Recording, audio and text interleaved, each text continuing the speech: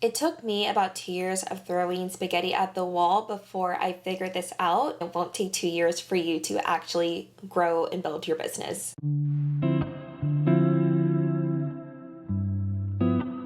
Hey guys, it's Caitlin. Welcome back to the channel. Let me start this video by saying that if you are an entrepreneur, by default, you are creative. You saw a problem, a gap in the market, and created something that does not yet exist or made something that exists even better. When I'm on calls with my clients, every now and then I'll hear the phrase, "I'm not creative like you are." But the thing is that we are all human, and humans by default are creative. We create. We physically cannot sit still because when we do, our body decays. So everyone is creative, including you. The key is unlocking your creativity. So today I'll share with you guys how I unlock my creativity even on the spot so that I can be creative in the moment. The first step is exposure. Very few people can create from scratch. I don't even think Einstein created from scratch. Sometimes we do need inspiration from somewhere. So where do you get that inspiration? You can read books, you can listen to podcasts, you can watch YouTube videos, you can have conversations with other people. Inspiration for creativity comes from all sources. Another idea is to actually observe and reflect on yourself when you're wanting to create something new. Some reflective questions that you can ask yourself when you are wanting to create something new is, what did you accomplish or what did you get over? And what tools and resources would have made that journey easier?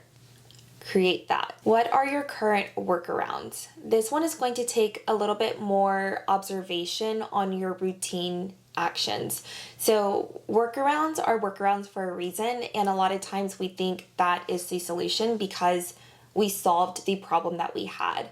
But sometimes there's an even more straightforward solution.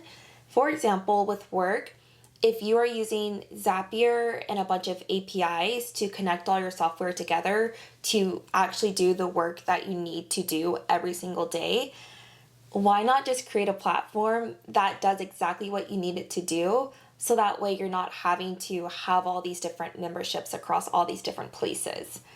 Create that. And I think what you'll find is a lot of times we think we're the only one dealing with this, but if you had to create a workaround, there's at least 1,000 other people that also have a very similar workaround. So you're not alone. And these questions don't just apply to you. You can ask these about the other people around you and also the other beings in your life. What would make your own quality of life better? What would make other people's quality of life better? What would make your pet's quality of life better? Because there are pet brands out there. Once you have what you believe to be the solution to your problem, I want you to start to think adjacently. For example, I didn't land on brand strategy as my career from the get-go, partially because brand strategy is a fairly new concept and wasn't really a thing until 2015. But also because I had to discover it. I started out by thinking I wanted to go into fashion merchandising and buying. Then I realized that I didn't really want to work in the fashion space. So I thought about going into more generalized marketing, and that's how I got into website design. And then once I was in website design, I realized that there was something deeper to this, and that's how I landed on brand strategy, which is really the root of everything. It took me about 2 years of throwing spaghetti at the wall before I figured this out, but I used the same thought process when creating marketing and brand strategies, and even when thinking of YouTube videos to make. Over time, this adjacent thinking of creativity actually becomes way easier, and it won't take 2 years for you to actually grow and build your business. How I apply the same adjacent thinking to my YouTube channel is by thinking of what someone who is DIYing their brand and marketing strategy may want to see. And from there, I take a step back and I say the person that is doing this is an entrepreneur like me. So they may also want to see how to unlock their creativity so that they can think bigger and better. They may want to learn how to balance work and life so that your work is not your life. You do have a work life and a personal life, which is very hard as an entrepreneur. It can be. And then also seeing how Caitlin approaches things. So it really goes back to exposure, getting inspiration from other people and other sources. My third piece of advice is to break it down. When creating something, we think of the end goal, how big and how exciting and how grand this is all going to be. And then we take a step back and we think of how long it's going to take to get there and how much work is going to take to get to that end goal. And I want you to remember that none of the big brands that exist today started out by offering everything that we see. Apple didn't start out by offering the computer, the phone, the music, the streaming service, Apple TV, phone cases, headphones, etc., all at once. They did one thing at a time. First computers, then printers, then monitors, then phones, then music, then headphones, then the TV.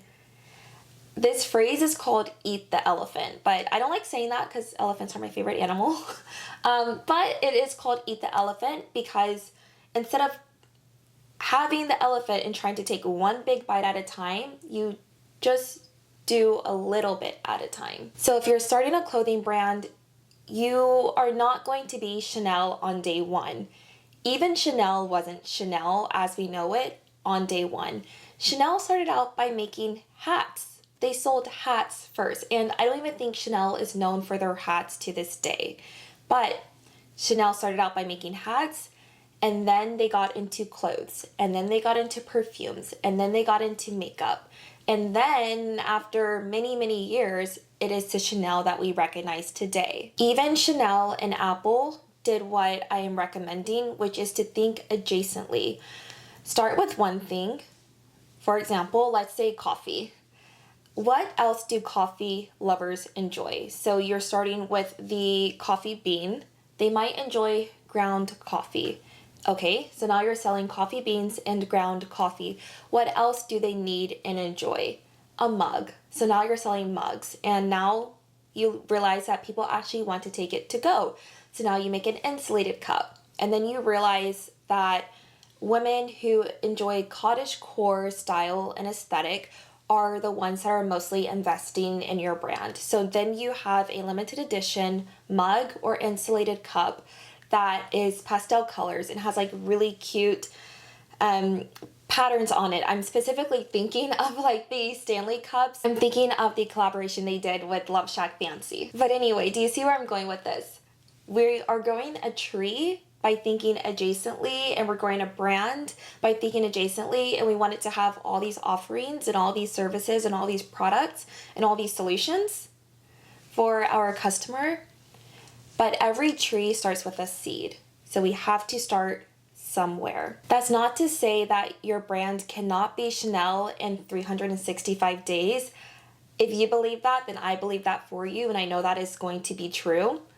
How quickly you iterate, create, and evolve your brand is totally dependent on you and your resources. My last piece of advice is to know that you can and you will create. If you tell yourself you're not creative, you will not have an idea. You will not be creative. Every single person that comes to me because they believe I am creative, yes, that is true, but also know that I cannot work from something that does not already exist. I have not been on a call with a client and they say, okay, I want to start a business, and then it's just dead air. They come to me, and this is every single call, every single introductory call that I have with a client. They say, Caitlin, I have a plant, not a seed, because there's already been effort and creativity poured into this brand and this business. They say, Caitlin, I have a plant. Please help me water it. There is an idea that you were creative enough to create, and you are creative enough to see the vision of where it could go. I said it at the beginning of this video, and I'll say it again. If you are an entrepreneur, you are by default creative. You just have to unlock it. And I hope that the advice in this video can help you unlock that creativity in the moments when you need it the most. If you liked this video and would like to see more content like this, please like and subscribe, and I'll see you next time.